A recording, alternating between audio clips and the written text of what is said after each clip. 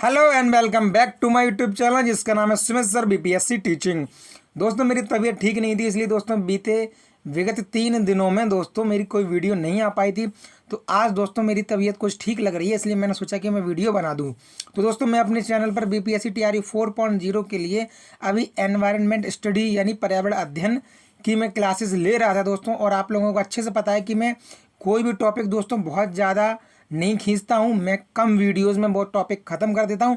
और उन्हीं वीडियो से दोस्तों मेरा भी सिलेक्शन हुआ है, क्योंकि मैं जिस प्रकार से खुद के लिए पढ़ा था और मैं सिलेक्शन लिया, उसी प्रकार से दोस्तों मैं आपको भी पढ़ा रहा हूँ। क्योंकि बहुत ज़्यादा पढ़ाता नहीं, मैं कम पढ़ाता हूँ, जेन्युइन पढ़ाता हूँ, ऑथेंटिक पढ़ाता हूँ। तो अभी तक दोस्तों मैंने पर्यावरण अध्ययन की दोस्तों मैंने 3 वीडियो आप लोगों को दे चुका हूँ। इसके अलावा आज दोस्तों ये चौथी वीडियो है। इसके अलावा एक वीडियो और आएगी, यानी कुल मिला के पूरा का पूरा आपका ईवीएस मात्र दोस्तों मैं 5 वीडियो में ख़त्म कर दूंगा। और आप देखिएगा कि विगत वर्षों में भी दोस्तों क्वेश्चन यहीं से पूछे गए थे, और आने वाले टीआरई 4.0 में भी दोस्तों क्वेश्चन ईवीएस का मेरे इन्हीं 5 वीडियो से पूछा जाएगा। तो चलिए दोस्तों, आज की जो वीडियो है वो दोस्तों आपके हैं जो प्रमुख जो अधिनियम है पर्यावरण से संबंधित, जो दोस्तों आपके प्रमुख अधिनियम थे वो मैं आपको बताऊंगा।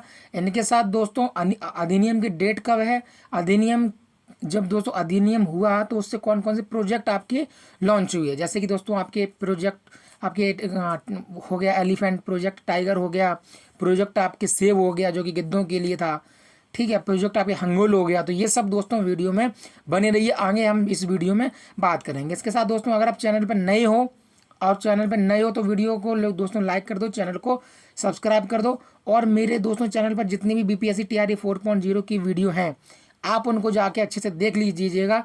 मैं गारंटी दोस्तों लेता हूँ कि टीआरई 4 में आपका सिलेक्शन दोस्तों रोकने वाला कोई पैदा नहीं होगा। चलिए अब दोस्तों हम बात करते हैं सबसे पहले पर्यावरण से संबंधित महत्वपूर्ण या प्रमुख अध्ययन, प्रमुख दोस्तों आपके अधिनियम, पर्यावरण से संबंधित प्रमुख अधिनियम हम दोस्तों इसकी बात करते हैं। ठीक है, अब मैं आपको बता दूं कि वन्यजीव संरक्षण अधिनियम 1972, वन्य और वन्यजीव दोस्तों ये भी आपके पर्यावरण का ही हिस्सा है। वन और वन्यजीव दोनों आपके पर्यावरण का ही हिस्सा है। तो दोस्तों 1972 में दोस्तों ये लागू किया गया था भारत सरकार द्वारा वन और वन्यजीव संरक्षण अधिनियम। ठीक है, और दोस्तों आपके वन मतलब पर्यावरण और वन एवं जलवायु परिवर्तन मंत्रालय मिनिस्ट्री के अंग से दोस्तों ये सारे प्रोजेक्ट या ये अधिनियम दोस्तों ये आते हैं। ठीक है, तो सबसे पहले हम बात कर लेते हैं सबसे ज़्यादा इंपॉर्टेंट है वन्यजीव संरक्षण अधिनियम 1972 को। तो दोस्तों इसको हम लोग पहले देख लेते हैं कि इसमें है क्या। तो वन्यजीव संरक्षण अधिनियम 1972 में दोस्तों सबसे पहले आपको इतना पता होना चाहिए कि वन्यजीव संरक्षण अधिनियम दोस्तों आपके 1972 में आया। अब देखो, देश के वन्यजीवों की सुरक्षा के लिए संरक्षण के लिए, देश के वन्यजीवों की सुरक्षा के लिए संरक्षण के लिए दोस्तों देश के वन्यजीव कौन से हैं, वन और वन्यजीव, यानी वन जो कि दोस्तों आपको वन तो सब लोग जानते हैं, वन हो गया जंगल हो गया, प्लस वन्यजीव यानी वन और उसमें रहने वाले जीव, तो वो हो गए आपके वन्यजीव। तो दोस्तों इन दोस्तों दोनों लोगों की रक्षा के लिए, लोग से मतलब इन दोनों की रक्षा के लिए प्लस सुरक्षा के लिए, संरक्षण के लिए, जैसे कि दोस्तों मैं आपको बता दूं अवैध व्यापार, अवैध तस्करी, अवैध शिकार को रोकना। दोस्तों 1972 से पहले क्या होता था, हालांकि 1972 के बाद भी दोस्तों कई वर्षों तक ऐसा होता रहा कि जिसका मन हुआ वो जंगल गया, जंगल से दोस्तों बेशकीमती या अपने ईंधन के रूप में प्रयुक्त करने के लिए दोस्तों लकड़ियां काट के ले आया।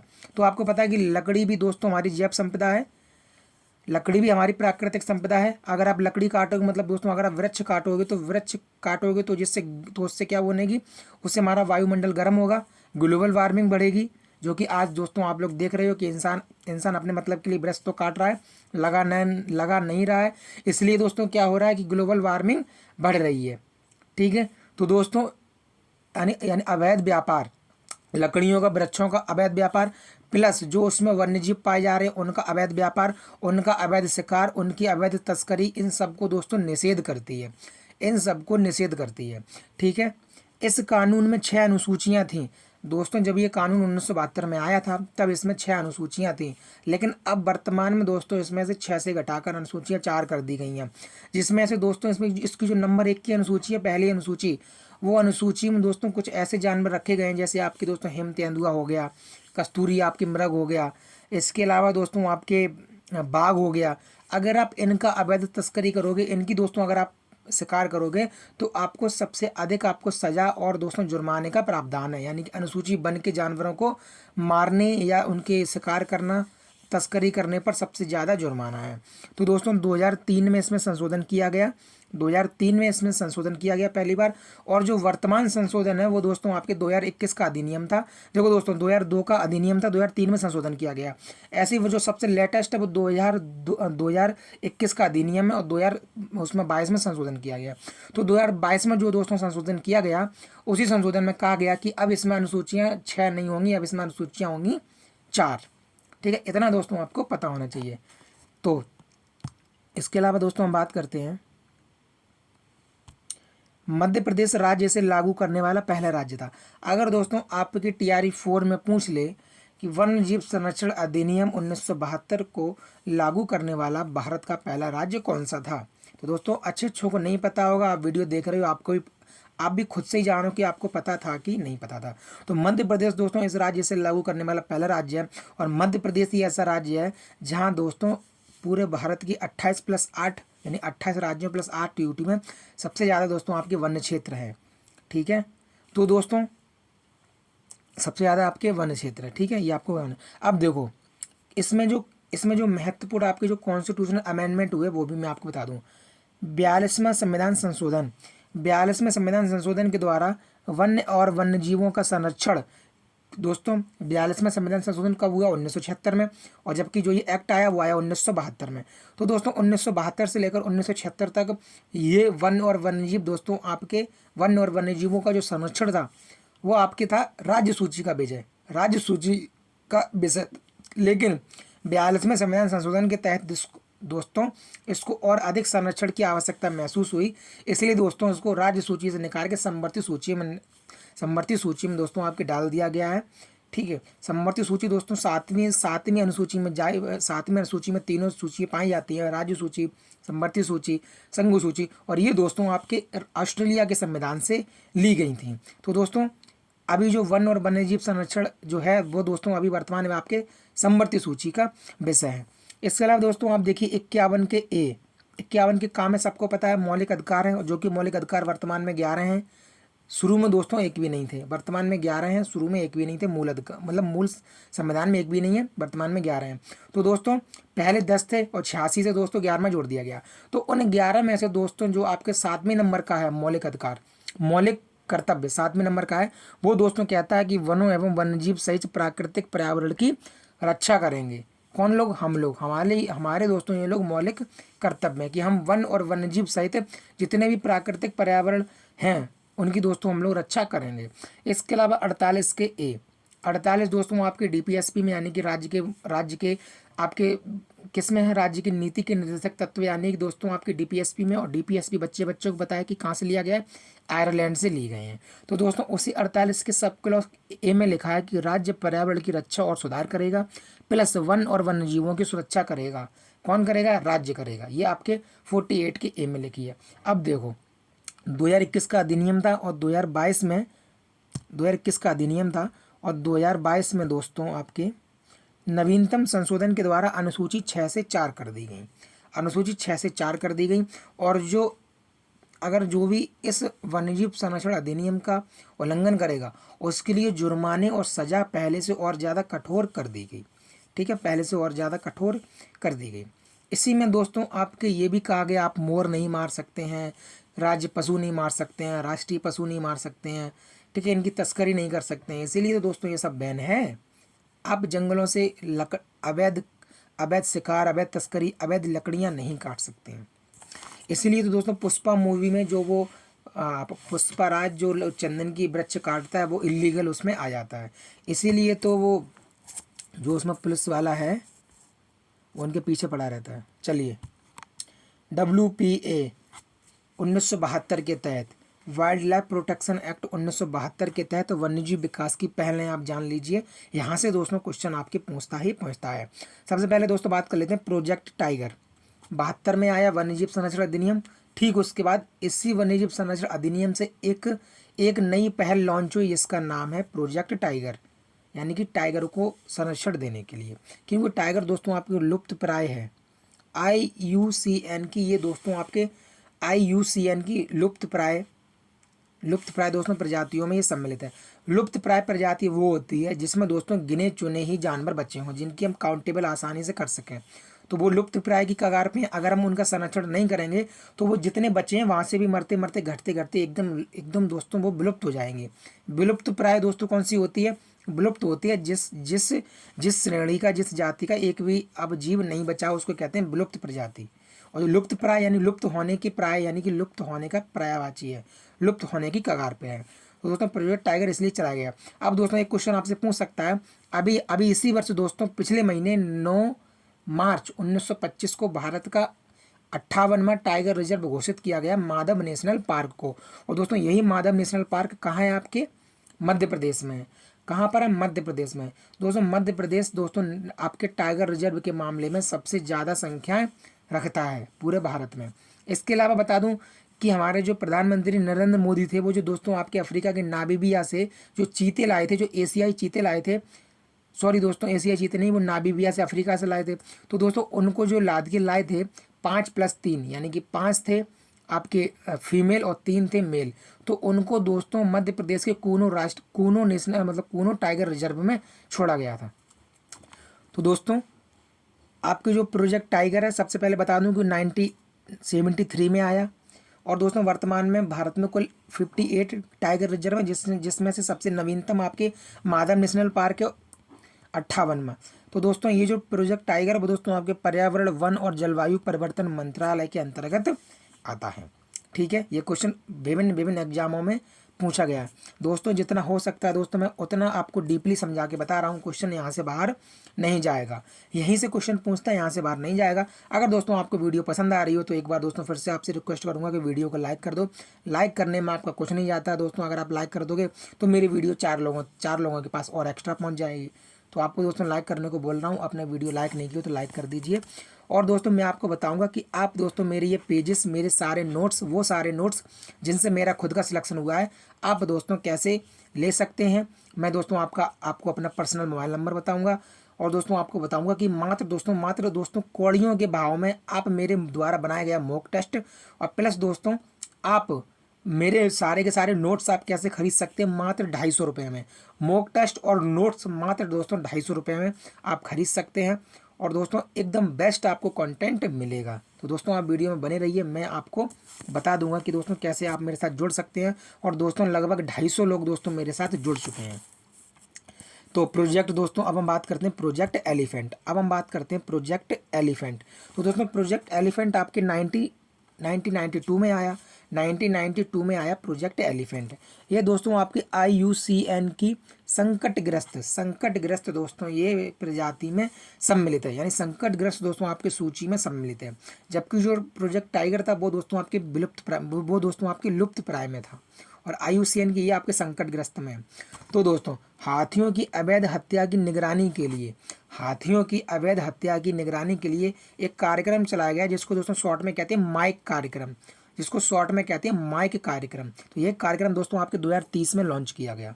2003 में माइक कार्यक्रम, अगर पूछ ले माइक कार्यक्रम संबंधित है चीता, शेर, हाथी, इनमें से एक से अधिक, इनमें से कोई नहीं, तो आपको पता होना चाहिए। तो हाथियों के संरक्षण से संबंधित कार्यक्रम है। कौन सा? माइक कार्यक्रम 2003 में ये लॉन्च हुआ। दोस्तों एक हाथी होती है, वो दोस्तों हाथी का जो फीमेल जो आपकी एलिफेंट होती है, उसका दोस्तों आपके गर्भ धारण का समय होता है लगभग 22 महीने उसको दोस्तों लगभग समय होता है उसके गर्भ धारण का। ठीक है। और दोस्तों अगर एक फीमेल हाथी का पूरा वो जब से पैदा हुई हो जब तक मरी है, पूरा दोस्तों डिस्टेंस का दोस्तों अगर उसने पूरी ज़िंदगी में कितने बच्चे पैदा किए हैं, अगर उससे डिवाइड लगा दिया जाए तो दोस्तों एक जो दोस्तों मादा हाथी होती है वो लगभग 4 वर्षों में एक बच्चे को जन्म देती है। लगभग 4 वर्षों में, औसतन बता रहा हूँ। वैसे उसका गर्भ धारण तो दोस्तों 22 महीने का है। ठीक है। चलिए अब दोस्तों बात करते हैं प्रोजेक्ट सेव। ये दोस्तों आपके गिद्धों के संरक्षण के लिए। अब दोस्तों गिद्धों के संरक्षण के लिए क्यों हमने ये प्रोजेक्ट लाए? Project save. गिद्ध दोस्तों प्रकृति का सुरक्षा कर्मी है। एक प्रकार का दोस्तों वो अपघटक है, क्योंकि मरे हुए दोस्तों जानवरों को सड़ने, गलने, वायु प्रदूषण, मृदा प्रदूषण से बचाने के लिए दोस्तों वो उनको खा लेते हैं। और जब खा लेते हैं तो दोस्तों जितनी भी दोस्तों आपकी जो दर्द निवारक जो दवाएं आती हैं पशुओं के लिए, वो दोस्तों आपकी कुछ विषाक्त वाली दवाई भी होती हैं। तो जो पशु उसको नहीं झेल पाता, जैसे मान लो मेरा कोई पशु है, मैंने उसको दर्द निवारक दवाई दी, पशु पे वो झेल नहीं पाए, पर पशु मर गया, तो पशु के शरीर में दोस्तों वो विषाक्तता फैल जाती है और हमने वो उठा कर फेंक दिया। कहीं हमने मरा हुआ पशु को, हम तो कुछ करेंगे नहीं, हमारे किसी काम की नहीं, हमने उठा के फेंक दिया, तो उसको दोस्तों खा लिया गिद्ध ने। और अगर गिद्ध ने दोस्तों वो विषाक्त वाले पशु को अगर उसका मांस एक दिन भी खा लिया तो वो 1 महीने भी नहीं जिएगा, उससे पहले वो गिद्ध मर जाएगा। तो इस चीज़ को दोस्तों रोकने के लिए प्रोजेक्ट सेव चलाया गया, क्योंकि गिद्ध दोस्तों हमारे हमारे हमारे प्रकृति का एक सफाई कर्मी भी है। गिद्ध हमारे प्रकृति का एक सफाई कर्मी भी है, क्योंकि गिद्ध एक यानी अपघटन के रूप में कार्य करता है, मरे हुए जानवर को खा लेता है और दोस्तों वायु प्रदूषण हुआ, जल प्रदूषण हुआ और दोस्तों आपके विभिन्न प्रकार दोस्तों आपके कीटों को फैलने से बचाता है। तो इसलिए दोस्तों प्रोजेक्ट सेव लाया गया 2000। देखिए दोस्तों ऑफिशियल तरीके से 2011 में लॉन्च हुआ, लेकिन प्रोजेक्ट सेव 2011 में लॉन्च हुआ, लेकिन जो भारत का पहला गिद्ध संरक्षण और प्रजनन केंद्र था वो दोस्तों आपके पिंजौर हरियाणा में 2001 में लॉन्च किया गया। अगर आपसे पूछ ले भारत का पहला गिद्ध संरक्षण एवं प्रजनन केंद्र कब व कहाँ खोला गया, तो 2001 में दोस्तों आपके पिंजौर हरियाणा में खोला गया। इसके साथ ही गिद्धों के संरक्षण के लिए गिद्ध कार्यक्रम योजना, जिसका ड्यूरेशन है 2020 से लेकर 2025 तक वर्तमान में चल रही है। तो दोस्तों गिद्ध कार्यक्रम योजना का टाइम पीरियड 2020 से 2025 तक। तो दोस्तों ये आपकी हो गया आज का एक पेज। अब दोस्तों हम बात करते हैं आज के दूसरे पेज की तरफ।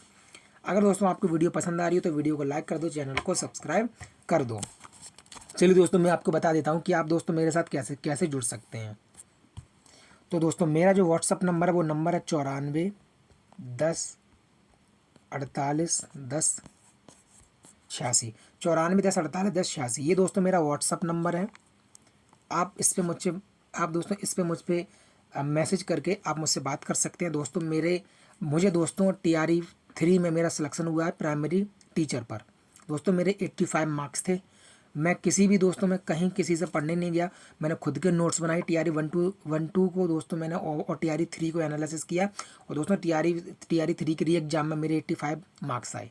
तो दोस्तों आप भी दोस्तों मैंने जो दोस्तों एनालिसिस किया है, मेरा जो एक्सपीरियंस आप उसका लाभ उठा सकते हैं। मात्र दोस्तों रुपये 250 में, 250 रुपये में दोस्तों आपको मॉक टेस्ट भी मेरे द्वारा मिलेंगे, जो कि एवरी संडे को दोस्तों मैं करवाता हूँ। प्लस दोस्तों अगले दिन मैं उसका फुल लेंथ एनालिसिस भी करवाता हूँ, ठीक है। और प्लस दोस्तों मेरे सारे नोट्स आपको मात्र 250 रुपये में मिलेंगे। दोस्तों जो आपको चीज़ 1000 रुपये में नहीं मिल रही है वो मैं 250 रुपये में दूंगा। जो चीज़ आपको अदर चैनल वाले दोस्तों 50 वीडियो में ख़त्म करते हैं, वो दोस्तों मैं मात्र 15 वीडियो में ही ख़त्म कर दूंगा। मैं फालतू पढ़ाऊंगा नहीं, आपको कम पढ़ाऊंगा।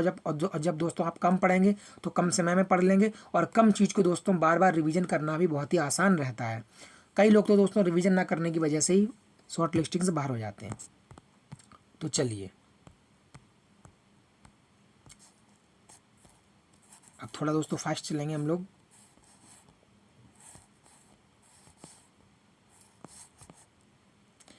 अब दोस्तों हम बात करते हैं हंगुल परियोजना, ठीक है। कश्मीरी हिरन, जिसे हंगुल के नाम से भी जाना जाते हैं। दोस्तों ये कश्मीरी हिरन भारत और पाकिस्तान में पाया जाता है, मुख्य रूप से भारत में पाया जाता है, लेकिन जो पाकिस्तान अधिकृत कश्मीर है वहाँ भी कुछ ये देखने को मिलते हैं। तो दोस्तों ये आपके जो हंगुल हैं यानी कि जो आपके कश्मीरी हिरन है, ये दोस्तों आपके दाचिंगम नेशनल पार्क में ज़्यादातर पाए जाते हैं, क्योंकि दाचिंगम नेशनल पार्क दोस्तों आपके जम्मू कश्मीर में अवस्थित है। जम्मू और कश्मीर का ये दोस्तों राज्य पशु भी है। और हंगुल परियोजना 1970 के दशक में लॉन्च की गई थी। 1970 के दशक में दोस्तों आपके हंगुल परियोजना जो है उसको लॉन्च किया गया था। ये दाचिंगम नेशनल पार्क में पाया जाता है। हंगुल को कश्मीरी हिरन भी कहते हैं। ये दाचिंगम नेशनल पार्क में पाया जाता है। जम्मू कश्मीर का राज्य पशु है, ठीक है। इससे ज़्यादा और आप जानने की आवश्यकता है नहीं। लाल पांडा परियोजना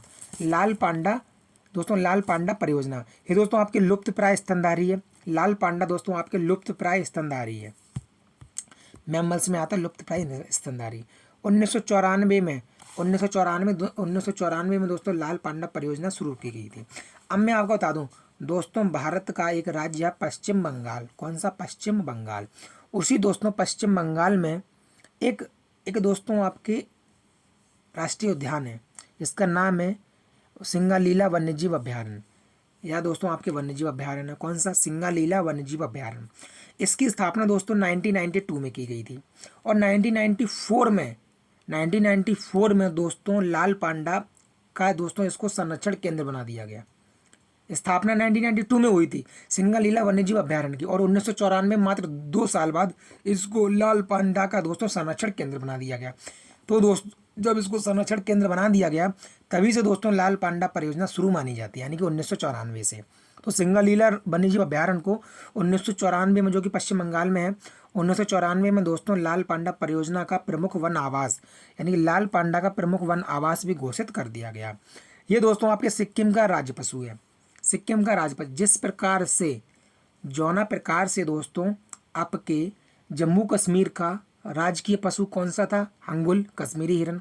उसी प्रकार से दोस्तों आपके पश्चिम बंगाल का, दोस्तों पश्चिम बंगाल में सिंगालीला वन्यजीव अभयारण्य में क्या है? लाल पांडा का केंद्र है, प्रमुख वन आवास है। तो इसी लाल पांडा को दोस्तों सिक्किम का राज्य पशु भी घोषित किया गया है। सिक्किम का दोस्तों राजकीय पशु भी कहा जाता है। दोनों चीज़ याद रखना। अब देखो, एक दोस्तों नेटवर्क शुरू किया गया था लाल पांडा नेटवर्क, यानी रेड पांडा नेटवर्क 2007 में घोषित किया गया था। तो इसी रेड पांडा नेटवर्क ने 2010 में एक छोटी सी पहल शुरू करी और ये कहा गया कि हर साल सितंबर के तीसरे शनिवार को विश्व दोस्तों रेड पांडा दिवस मनाया जाएगा। तो देखो, अंतर्राष्ट्रीय लाल पांडा दिवस आपके सितंबर के तीसरे शनिवार को अंतर्राष्ट्रीय लाल पांडा दिवस मनाया जाएगा और ये दोस्तों रेड पांडा नेटवर्क के द्वारा घोषित किया गया था। चलिए, इसके अलावा दोस्तों बात करते हैं इम्पोर्टेंट फैक्ट नहीं दोस्तों, इम्पोर्टेंट फैक्ट भी हो गया, इम्पोर्टेंट एक्ट भी हो गया, कुछ भी कह लो। तो दोस्तों वन्यजीव संरक्षण अधिनियम में बता चुका हूँ, 1972 में आया। इसके तहत दोस्तों इसके तहत क्या है? आपके अवैध तस्करी है, अवैध शिकार है, अवैध व्यापार है दोस्तों, ये सब आपके क्या कहलाता है? ये सब दोस्तों आपके इलीगल घोषित कर दिया गया। अगर आप ऐसा करते हैं तो आपके ऊपर मुकदमा चलेगा और दोस्तों आपको सजा होगी, जुर्माना इत्यादि होंगे। चलिए, जल प्रदूषक नियंत्रक एवं रोकथाम अधिनियम 1972 में आया वन्यजीव संरक्षण अधिनियम। 1973 में आया प्रोजेक्ट टाइगर। 1974 में आपके आया जल प्रदूषण नियंत्रण एवं रोकथाम अधिनियम। दोस्तों जल प्रदूषण से होने वाले आपके देखो डायरिया, हैजा, टाइफाइड, कोलेरा, ठीक है। अब देखो, जल प्रदूषण से ही आपके जो मानव के द्वारा जल प्रदूषित है, जैसे दोस्तों जल में नाइट्रेट की अधिकता से इटाई रोग, तो जल में नाइट्रेट की अधिकता से दोस्तों आपके ब्लू वेव भी हो जाता है ना। आपके दोस्तों जल में अगर आर्सेनिक हो गया, बढ़ गया, तो तब भी दोस्तों आपके जल प्रदूषण हो जाता है, ठीक है। इसके अलावा दोस्तों आपके कैडमियम, आपके आर्सेनिक, आपके नाइट्रेट, आपके पारा, इन सबसे दोस्तों आपके जो रोग होते हैं वो सब भी दोस्तों आपके जल प्रदूषण से होने वाले रोग हैं। अब मैं आपको बता दूं दोस्तों, दोस्तों आपकी जो पीने वाला पानी होता है उसमें 1 लीटर पानी में 6 मिलीग्राम ऑक्सीजन होनी चाहिए, मतलब बायोलॉजिकल ऑक्सीजन डिमांड। वैसे दोस्तों मैं आपको डिटेल में साइंस वाले में दोस्तों क्लास में पढ़ा चुका हूँ। तो देखो, जब भी दोस्तों किसी पानी में, जैसे दोस्तों मान लो पानी है, तालाब का पानी है, अगर उस पानी में 4 मिलीग्राम प्रति लीटर, 4 दोस्तों मिलीग्राम प्रति लीटर से पानी अगर दोस्तों ऑक्सीजन कम हो जाती है तो उसमें दोस्तों क्या होगा? वो पानी दूषित माना जाने लगेगा और उसमें जो बीओडी की मांग दोस्तों हाई हो जाएगी। अगर दोस्तों शॉर्ट में आपको बताऊं तो अगर कोई पानी दूषित है, कोई पानी जितना ज़्यादा दूषित है उसमें बीओडी की मांग उतनी अधिक होगी, बीओडी की मांग अधिक होगी। अगर पानी बहुत कम दूषित है तो उसमें बीओडी की मांग भी दोस्तों कम होगी, क्योंकि जब पानी दूषित ही नहीं है तो उसमें बायोलॉजिकल ऑक्सीजन डिमांड उसमें बहुत कम होगी, ठीक है। पानी जितना ज़्यादा दूषित होगा उतना ही ज़्यादा वो पानी ऑक्सीजन की डिमांड करेगा, यानी कि अगर पानी ज़्यादा दूषित है तो बीओडी भी हाई होगी। चलिए, वन संरक्षण अधिनियम ये आपके 1980 में आया। वायु प्रदूषण रोकथाम एवं नियंत्रक अधिनियम आपके 1981 में आया। दोस्तों वायु प्रदूषण से, दोस्तों वायु प्रदूषण तो किसी को बताने की जरूरत नहीं, वायु प्रदूषण क्या होता है। दोस्तों आपके एक जो काले फेफड़े का रोग है वो पूछा गया था, वो भी दोस्तों आपके वायु प्रदूषण ही है, क्योंकि कोयला खदानों में दोस्तों वायु में दोस्तों कोयले के कार्बन तत्व मिल जाते हैं, जो कि कोयला जो खदानों में जो मजदूर कार्य करते हैं वो सांस के थ्रू उनके फेफड़ों में जाते हैं, फेफड़े उनके काले हो जाते हैं, और इसलिए दोस्तों उसको काले फेफड़े का रोग भी कहते हैं। इसको दोस्तों इंग्लिश में कहते हैं न्यूमोकोनियोसिस, न्यूमोकोनियोसिस दोस्तों इसके इंग्लिश में इसको कहते हैं। और ये क्वेश्चन आपके पूछा गया क्वेश्चन है बीपीएससी टीआरई 3 का, इतना दोस्तों आपको याद होना चाहिए। और उसके अलावा वायु प्रदूषण तो सबको पता ही है। अब देखो पर्यावरण संरक्षण अधिनियम 1986, ये दोस्तों आपके 1986 में आया। और दोस्तों राष्ट्रीय शिक्षा नीति भी पहली आई थी, वो भी दोस्तों आपके 1986 में आई थी। उसके बाद दोस्तों अभी आपकी 2020 में आई है एनईपी न्यू एजुकेशन पॉलिसी 2020, पहले 86 में आई थी, 86 में आपके पर्यावरण संरक्षण अधिनियम भी आया था।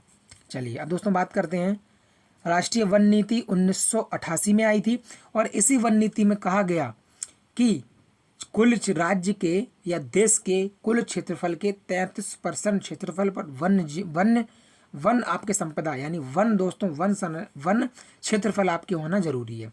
सब लोग कहते रहते हैं कि 33% होना चाहिए, 33% होना चाहिए। तो दोस्तों ये 33% आपके राष्ट्रीय वन नीति 1988 में घोषित किया गया था।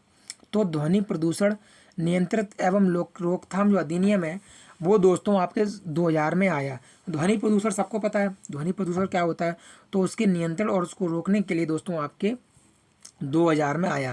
दोस्तों ध्वनि प्रदूषण दोस्तों हर किसी जगह अलग अलग मानक है।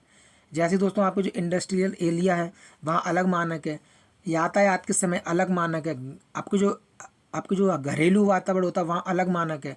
क्योंकि इंडस्ट्रियल दोस्तों एरिया में क्या होता है कि बड़ी बड़ी मशीनें चलती हैं, औद्योगिक जगहों पर बड़ी बड़ी मशीनें, तो वहाँ से ध्वनि प्रदूषण ज़्यादा होता है। और दोस्तों घरों में ध्वनि प्रदूषण का मानक थोड़ा कम है, वहाँ ज़्यादा हाई है। इसके अलावा दोस्तों राष्ट्रीय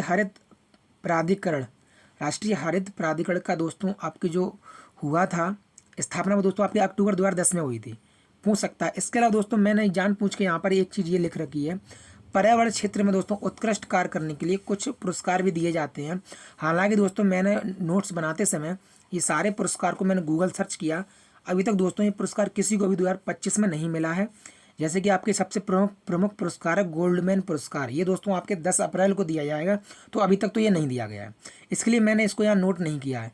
जैसे लेकिन जब दोस्तों आपका पेपर होगा तब ये सारे के सारे पुरस्कार किसको मिले 2025 में सब बता दूंगा, क्योंकि दोस्तों गोल्डमैन पुरस्कार आपके टीआरई में पूछा गया है। तो पर्यावरण क्षेत्र में उत्कृष्ट कार्य करने के लिए आपके टायलर पुरस्कार, गोल्डमैन पुरस्कार, व्हेटली पुरस्कार, इसी व्हेटली पुरस्कार को दोस्तों आपको ग्रीन ऑस्कर के नाम से भी जाना जाता है। और दोस्तों एनईपी यानी कि दोस्तों आपके यूनाइटेड नेशन एनवायरनमेंट प्रोग्राम, ठीक है, ये दोस्तों आपके यूनाइटेड नेशन एनवायरनमेंट प्रोग्राम, ठीक है, ये दोस्तों आपकी इसकी स्थापना हुई थी 5 जून 1972 को स्टॉकहोम सम्मेलन में, 5 जून 1972 को। और इसी दिन दोस्तों 5 जून को विश्व पर्यावरण दिवस भी मनाते हैं। तो दोस्तों यूएनईपी जो संस्था है वो दोस्तों आपके सासाकावा पुरस्कार और young champions of the earth पुरस्कार ये दोस्तों दोनों आपके देती है, ठीक है, ये दोनों आपके देती है। और दोस्तों यहीं पर आज की वीडियो खत्म करते हैं। इसके बाद दोस्तों मात्र आपकी एक वीडियो और आएगी, और मात्र दोस्तों आपके 4 वीडियो आज तक हो चुकी हैं, अब एक वीडियो आएगी 5वीं वीडियो, उसी में दोस्तों आपके खत्म हो जाएगा पूर्ण रूप से मेरी तरफ से एनवायरनमेंट स्टडी। तो दोस्तों जाते जाते मैं आपको बता दूं कि 9410481086 9410481086 मेरा दोस्तों व्हाट्सअप नंबर है। आप इस नंबर पे मुझे कांटेक्ट कर सकते हैं, मुझसे बात कर सकते हैं, और मात्र 250 रुपये से दोस्तों आप मेरे अनुभव का लाभ उठा सकते हैं, आप मेरे द्वारा खुद के नोट्स का लाभ उठा सकते हैं। मैं जो मॉक टेस्ट कराता हूँ उसका फुल एनालिसिस करवाता हूँ, उसका फ़ायदा उठा सकते हैं। दोस्तों 250 रुपया कुछ नहीं है। जब आप लोग 1000 रुपये दे सकते हो, वहाँ आपको कुछ समझ में नहीं आ रहा, वहाँ इतना पढ़ाया जाता, सच बता रहा हूँ। मेरे साथ कम से कम 100 लोग तो ऐसे जुड़े हैं जो 1000 का बैच ले चुके हैं, जो कह रहे हैं सर वहाँ पर इतना कराते हैं फालतू वालतू का, जो पूरे दिन लिखते रहो, कुछ समझ में नहीं आता। आप दोस्तों आप सर कम पढ़ाते हैं, अच्छा पढ़ाते हैं, हम तो सर आपके साथ ही रहेंगे। तो वो लोग दोस्तों मात्र 250 रुपये में दोस्तों मेरे साथ जुड़े हैं। 250 रुपये कुछ नहीं होता, आप बर्बाद नहीं हो जाओगे। एक साथ मेरे साथ एक बार मेरे साथ जुड़ के देख लो। लोग दोस्तों 240 लोग से ज़्यादा मेरे साथ लोग जुड़ चुके हैं। तो दोस्तों मैं आपसे यही कहना चाहूँगा जाते जाते दोस्तों, अगर आपने वीडियो को लाइक नहीं करी हो तो वीडियो को लाइक कर दो, चैनल पर नए हो तो दोस्तों चैनल को सब्सक्राइब कर दो। मिलते हैं दोस्तों अगली वीडियो में, तब तक अपनी पढ़ाई करते रहिएगा और दोस्तों रिवीजन भी करते रहिएगा। मैं आपको बता दूं कि अगर दोस्तों आप मेरे नोट्स खरीदते हैं, चलो दोस्तों आप मेरे नोट्स मत लीजिए, ठीक है, एक बार को मत लीजिए। जैसे दोस्तों मैंने आपको ये वीडियो पढ़ाई है, अब इस वीडियो का लगभग ड्यूरेशन आपके 30-31 मिनट है। अगर आप मेरी इस वीडियो से आप नोट्स बनाएंगे तो कम से कम दोस्तों आपको 1.5 घंटा लग जाएगा। आप वीडियो पॉज करोगे तो उस 1.5 घंटे को बचाइए और उस 1.5 घंटे में डायरेक्ट मेरे नोट्स से पढ़िए। अगर सिलेक्शन लेना है तो, और नहीं लेना है तो अपना पे टाइम पास कर रहे हो तो करते रहो। तो दोस्तों मिलते हैं अगली वीडियो में, अपनी पढ़ाई जारी रखिए और पढ़ाई धुआंधार तरीके से करते रहिएगा। ये दोस्तों आपका बड़ा भाई, आपका छोटा भाई, आपका दोस्तों जो चाहो वो आपका दोस्तों गाइड करने वाला, जो भी चाहो कह सकते हो दोस्तों। मैं आपके एग्जाम तक आपके साथ रहूँगा। मिलते हैं दोस्तों अगली वीडियो में।